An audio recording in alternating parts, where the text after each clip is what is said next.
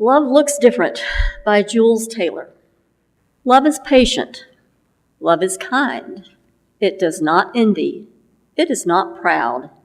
Love bears all things. We know these words, use these words when we refer to one person loving another.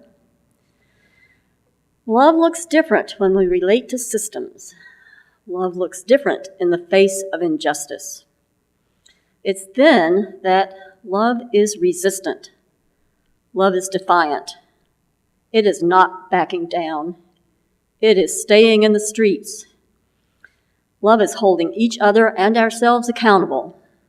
Love is challenging because none of us is free until all of us are free. Love is protest. Protest is love. Love bears all things.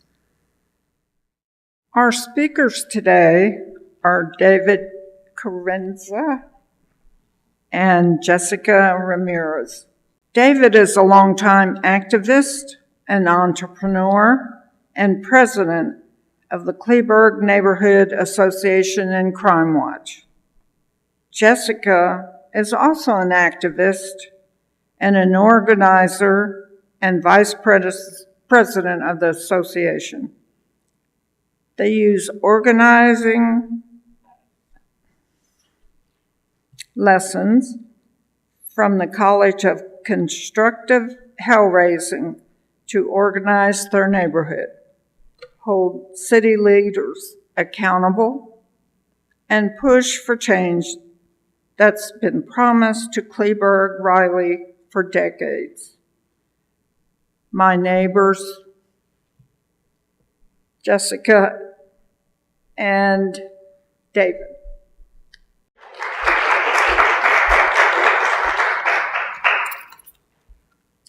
As she said, I'm David Carranza, president of the Kleberg Neighborhood Association Crime Watch. We live in southeast Dallas, which is the Kleberg area, which was annexed by Dallas back in 1979, around there. Actually, 79, I was correct. I'm going to tell you a little bit about how I got started. I'm Hispanic. My father was born in Mexico. My mother was born in Texas. And she just brought us up. Well, first of all, she wouldn't teach me Spanish because she didn't want us to have an accent. She didn't want us to be, people not listening to us or thinking that we were like the other white kids or anybody just because of our accent. So she wouldn't teach us Spanish. But she did instill with us that, being an activist or being involved in the community was very important. My ancestry, my great-granduncle was the president of Mexico, Venustiano Carranza. So that kind of, my Carranza side of the family was very strong and wanting to keep going. My dad was involved with the community in San Jose, California. And my mother got me involved in American GI Forum, which was a Hispanic organization where they taught the Hispanic people about the laws that the country has here and who to vote for and how best to figure out who to vote for and so forth. So I got involved when I was 16 and 17 at the youth camp, and so I was vice president of that organization. As I grew, as soon as I left high school, I went to Los Angeles, and I realized I was a gay man, and I needed to figure out who I was. I was an athlete, and I decided to, when I went to Los Angeles, I decided I was going to run in the Olympics, the Gay Olympics coming up in 1986.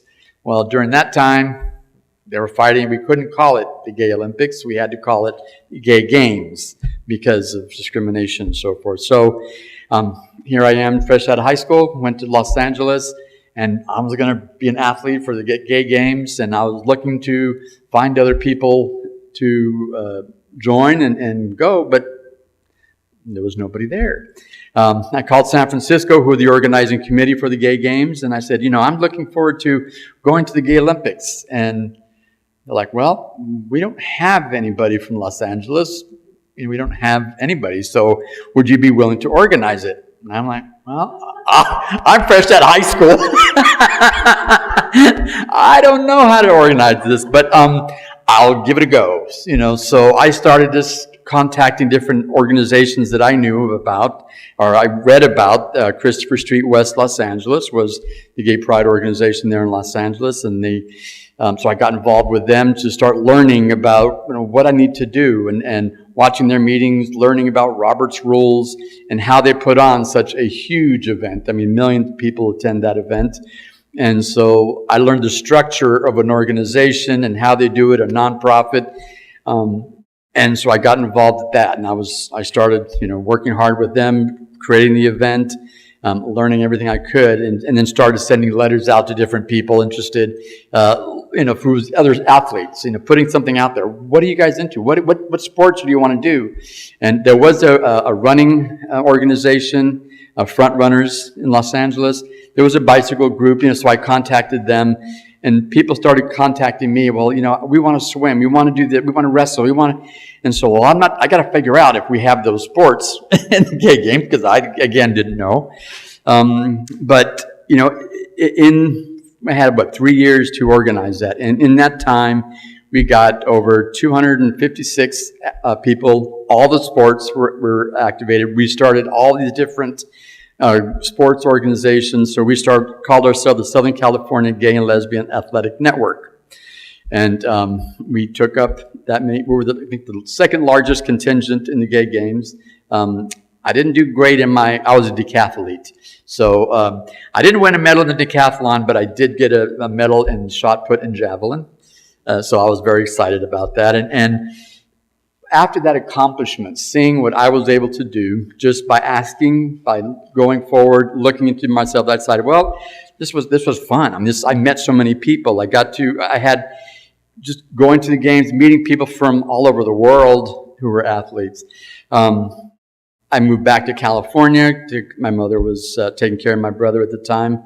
He was sick, and so I had to go back and help her out. And I decided to get involved in San Jose. Started with their gay pride organization, the Ability to Friend Community Center. I started my own business at 23, a leather business, and because at that point I was a stockbroker. I was tired of working, getting up at 5 o'clock in the morning and being a salesperson, talking to people to buy stocks and stuff. And I'm like, nah, that's not what I'm into. So I started my own business, and doing that, I started a business association. It was just nonstop. I just kept going from there. Our Gay Pride also got involved there. We did the biggest event we've ever had in San Jose, California. We had fireworks. We went to a 2-day event. But then I learned a bad thing about being an organizer is I didn't know about insurance for organizations, for liability insurance. And we had a group that come, and someone unfortunately stole our radios for our Gay Pride event. And as a board member and as a signer, I got sued individually because I had a business.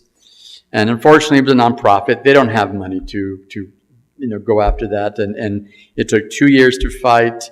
And I spent over $150,000 of my own money trying to fight it.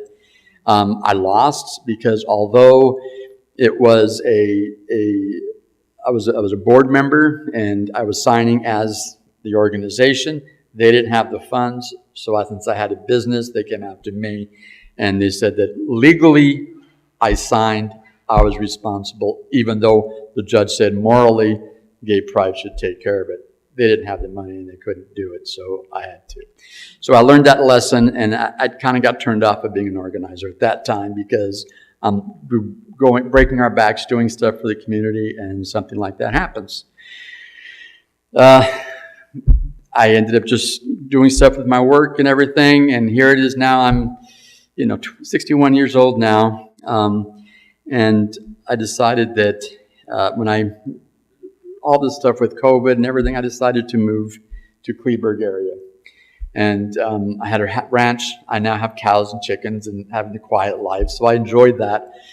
But I would have some problems. I've had some thefts at my house and stuff, and police didn't come. I had shootings happening all the time around me, gunshots going everywhere. Call the police, nobody. They would tell me the police would come and they're looking to take reports and all this. I had taped video, evidence of things, nothing. Then I learned there was a neighborhood association that decided to fight stuff like this and to talk to. So I went to the meeting, and this neighborhood association has actually been around since 2008, I believe. And it's been a continuous group, even though it may not have been the same core people, it was always around.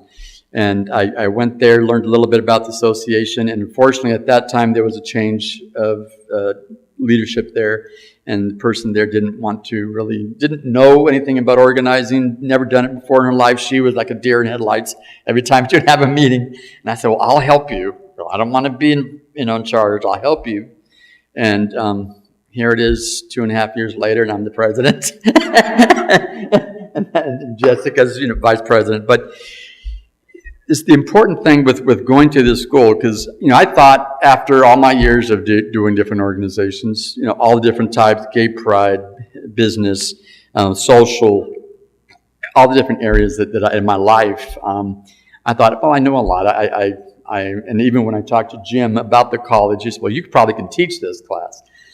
But I thought, well, I'm going to do this because I feel that I need to understand what I've been doing. I was never taught. So when we went to the school, and he brings out this big book of all, just so here. It's a history of Dallas, a history of organizing, different rules which I've never heard of. There's the Robert Zelinsky's, I'm looking at my notes there. Oh, the Rules of Radicals from 1971, of why we do what we do. I just did what I did. I didn't know why I did it. And so as we started learning these things and learning the history, I started understanding why I was doing what I was doing, how to do that, and reading all the different articles and people that would come to the classes and talk about their history.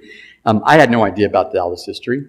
And to learn that has now helped us be able to learn how the city, to deal with the city, with the stuff we need. I mean, we have homeless problems out there. We have no police coming. People don't vote out there. We've been trying to raise the vote out there, and we've actually just this last time we were able to double the votes from that area. But that's not enough. We got to continue. And everything that I've learned at that school kind of got us ready for where we're going to go next.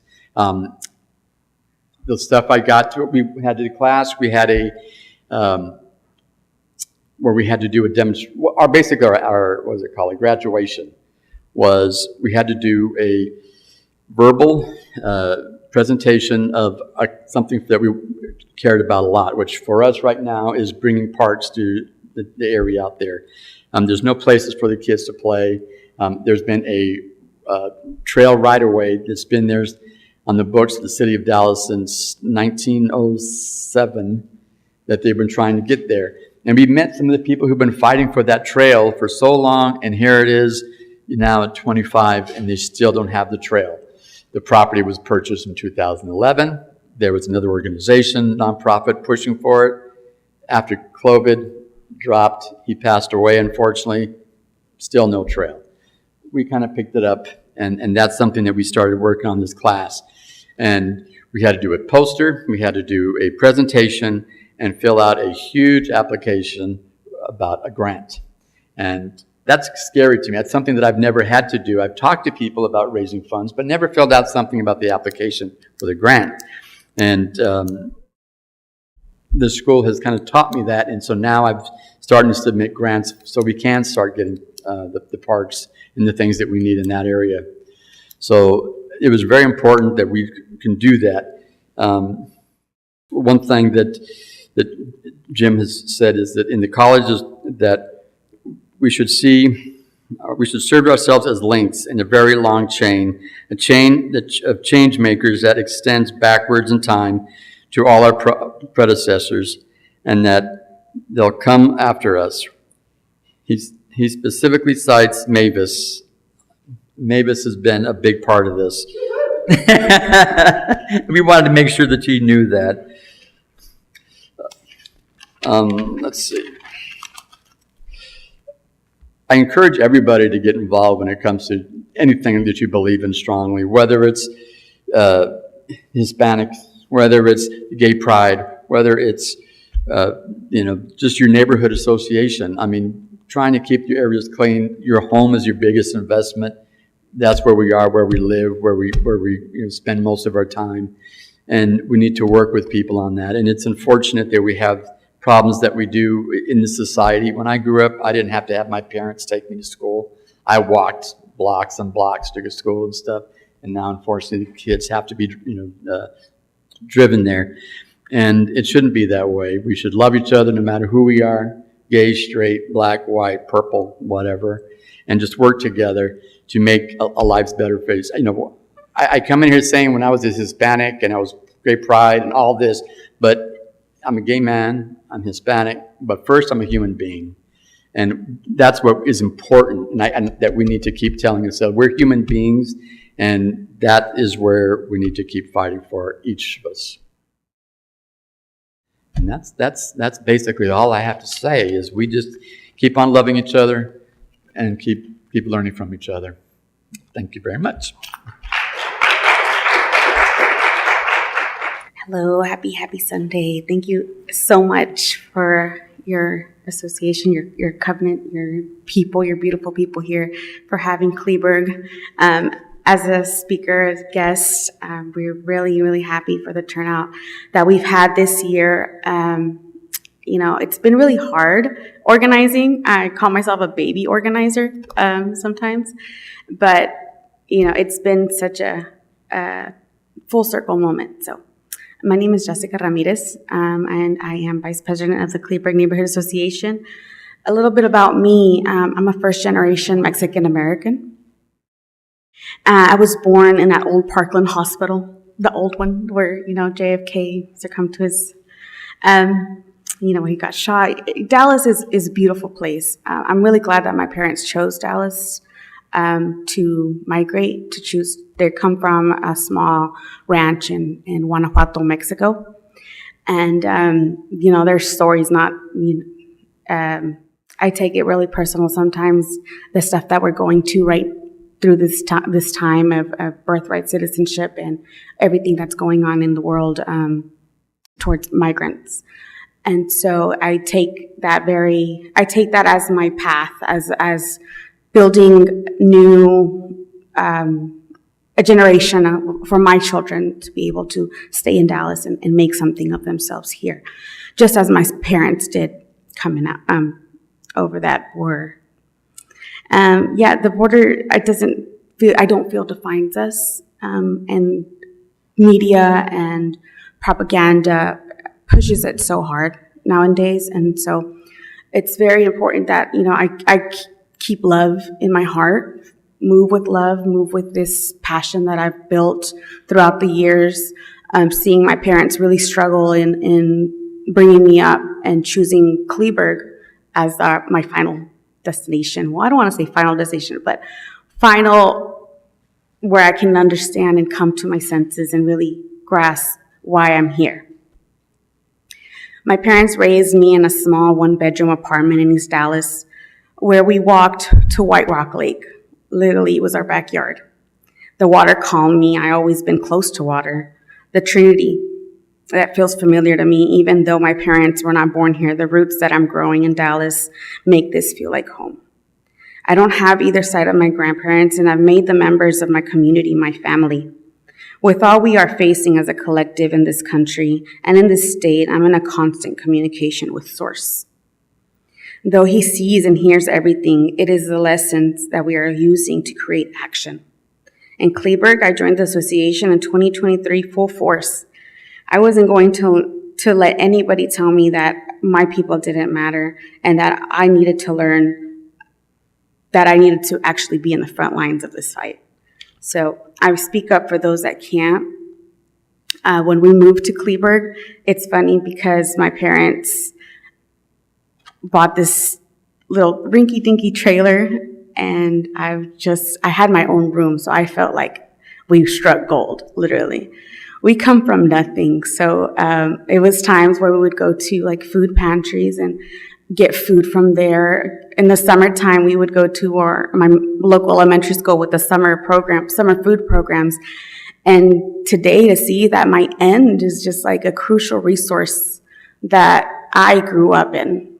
So in my community now, there is a lunch program, after school lunch program that I help facilitate, that I help bring awareness to the parents as well of our association. And most of the times they come at me with a sense of fear. They don't want to be involved in something like organizing or advocating for themselves or their children. So I said, well, I'll take on your problems and I'll go fight for you at City Hall. You don't have to do anything. I'll do it for you. And I'm also the eldest daughter, so I know that responsibility firsthand, to be the oldest sibling and take on all those responsibilities. So it was nothing to me. It was nothing to me to get into my community. The city hasn't played very nice, and so it is very much getting back to what's important to the community and taking that to City Hall and be like, no, this is not right. What you're doing, the things that are happening. Forward Dallas, we were part of a lot of that, and so seeing firsthand how certain areas are at risk of more displacement than others really put me like, okay, well, we need to get down to organizing from the bottom. I became precinct chair. We organized our community to go out and get the vote out. I was behind Prisma Garcia's campaign, behind Decrim Dallas campaign, decriminalizing marijuana at the lowest level, just trying to see if we can get the people out to vote in November. And that was really what pushed me to be in communities that are unfamiliar to me, and go out there and really just sign this petition. This is for the people. Right now, you might not think that voting really has anything to do, because I didn't vote till I was 27. I'm 31. And I didn't vote till I was 27. So it was a little bit of trying to persuade, and as people that are already established voters, trying to persuade them was the challenge. And like, you don't know much, ma'am, but I'll sign your petition.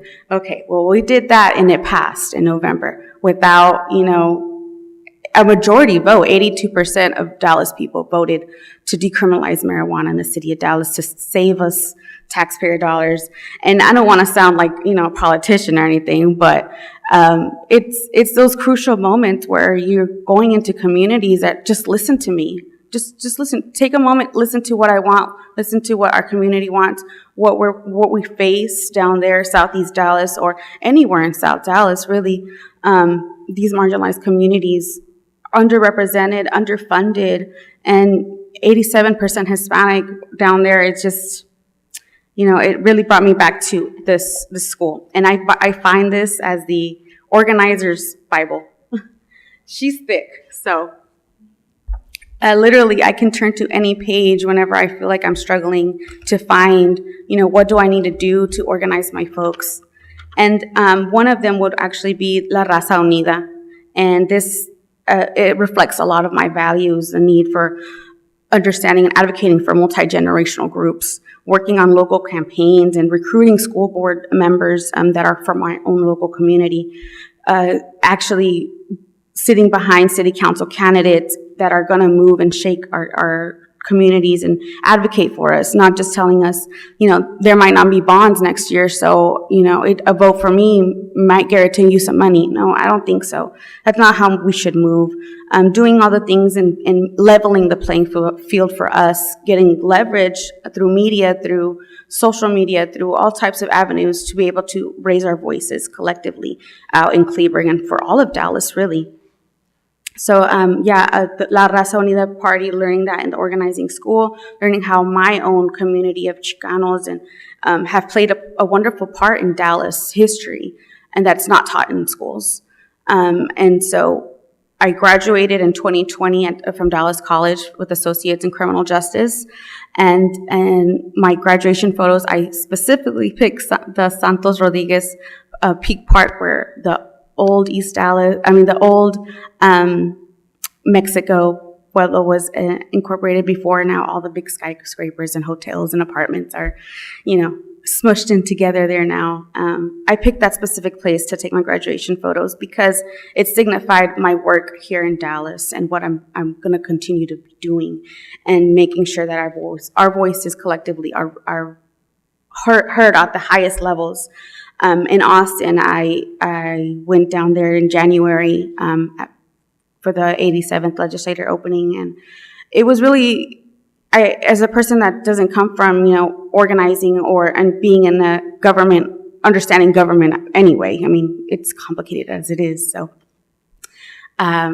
just to see a collective of brown individuals marching through that Capitol and, insisting that our voices be heard, it's really life-changing. And it brought me a lot of, you need to do more work at home, because Austin is big. Austin, you are going to get lost down there with all those lawmakers and all those different opinions. And I'm glad that I have a sense of community here where it's grassroots stuff that really gets you going, really gets you moving. And then eventually, hopefully, we'll be down there in Austin together, all the neighborhood, our new neighbor as well. So I didn't know she lives in my community too. So I'm very happy. That brings me so much joy in knowing that we'll have somebody else on board with us and collectively, raise our voices for Kleberg-Rylie. And I wanted to lead in closing from the Saul Alinsky book. And this is a book that we used in the organizing school. And I'm going to read this chapter here, and it talks about words about words, and self-interest. The importance of self-interest has never been challenged. It has been accepted as an inevitable fact of life. In words of Christ, greater love has no man than this, that a man laid down for his life for his friends. Aristotle said in Politics, everyone thinks chiefly of his own, hardly ever public interest. Adam Smith in The Wealth of Nations noted, it is not from the benevolence of the butcher, the brewer, or the baker that we expect our dinner, but from their regard of their own interest. We address ourselves not in their humanity, but to their self-love, and never talk to them of our own necessities, but of their advantage. In all the reasoning found in the Federalist Papers, no point is so central and agreed upon, as rich and poor alike are prone to act upon impulse rather than pure reason and to narrow conceptions of self-interest. To question the force of self-interest that pervades all areas of political life is to refuse to see man as he is, to see him only as we would like him to be seen. And yet, next to this acceptance of self-interest, there are certain observations I would like to make. With whom the idea of self-interest to have gained its greatest notoriety is at least among to those who are unaware of the tradition. Enough to include and provide in the shifting dimensions of self-interest, you may appeal to one's self-interest to get me to the battlefront to fight. But once I am there, my prime self-interest becomes to stay alive. And if we are victorious, my self-interest may, and usually does, dictate entirely unexpected goals rather than those I had before the war. As we're going into what is uncertain times, I just want to leave that there and, just mention that love will get us through everything and move you and shape you and be the driving force to start and probably create community, because community is what's going to get us through everything. So thank you all so much for having us.